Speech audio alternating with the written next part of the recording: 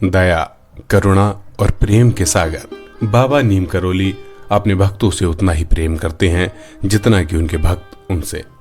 बाबा अक्सर अपने आश्रम में अपने भक्तों से कहते थे, तुम सब मेरे बेहद प्रिय हो। बाबा नियमित तौर पर अपने धाम कैची धाम में भक्तों के लिए सत्संग किया करते थे। बाबा अपने सत्संग के दौरान भक्तों को ज्ञान, आध्यात्म की बातें बताया करते थे।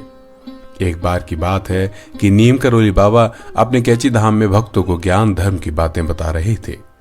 तभी उन्हीं भक्तों में बैठे रुद्रपुर निवासी बाबा के प्रिय भक्त नारायण गुप्ता ने बाबा से कहा कि बाबा, शाम हो गई है, अब मैं चलता हूं, मुझे आशीर्वाद दें। इतना सुनते ही बाबा बोले, आज यहीं रुक जा, कल चला जाना। इस पर भक्त ने अपने तमाम काम गिना दिए और बाबा से माफी मांगने लगा कि बाबा आज मुझे जाने दें, मैं फिर कभी रुक जाऊंगा।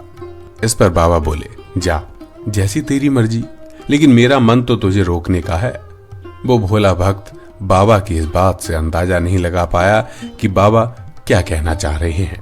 खैर, वो भक्त वहां से अपनी बाइक उठाकर चलने को हुआ तो बाबा ने कहा कि पंचर वाले की दुकान बहुत दूर है। वो इस पर भी नहीं समझ पाए कि आखिर बाबा कहना क्या चाह रहे हैं और बाबा से प्रणाम कर चल दिए।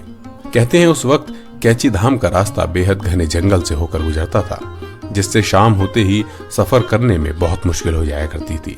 खैर, नारायण गुप्ता वहां से चल पड़े और कैची धाम से लगभग 5 किलोमीटर दूर ही चले होंगे कि बाइक में पंचर हो गया। वो बेहद परेशान हो गए कि अब करूं तो क्या करूं, क्योंकि रुद्रपुर वहां से लगभग 78 किलोमीटर दूर था। हर संभव प्रयास करने के बाद जब कोई दूसरा रास्ता नहीं सूझा तो वो बाइक को धक्का मारते हुए वापस कैची धाम की ओर आने लगे, क्योंकि कैची धाम की दूरी मात्र 5 किलोमीटर ही थी। खैर, कुछ देर पैदल चलने के बाद वो धाम पहुंच गए। देखा तो धाम के गेट पर महाराज जी अपने भक्तों के साथ बैठे थे। बाबा उसको देखकर मुस्कुराते हुए बोले, क्यों, तभी रुक जाता तो इतनी मेहनत नहीं करनी पड़ती। इसके बाद वो भक्त बाबा के चरणों में बैठ गया और क्षमा मांगने लगा। कहते हैं बाबा की जो इच्छा होती थी वही होता था, फिर चाहे लाख कोशिश कर लो। इसी के साथ हम इस वीडियो को यहीं समाप्त करते हैं, फिर आएंगे एक नए चमत्कार के साथ।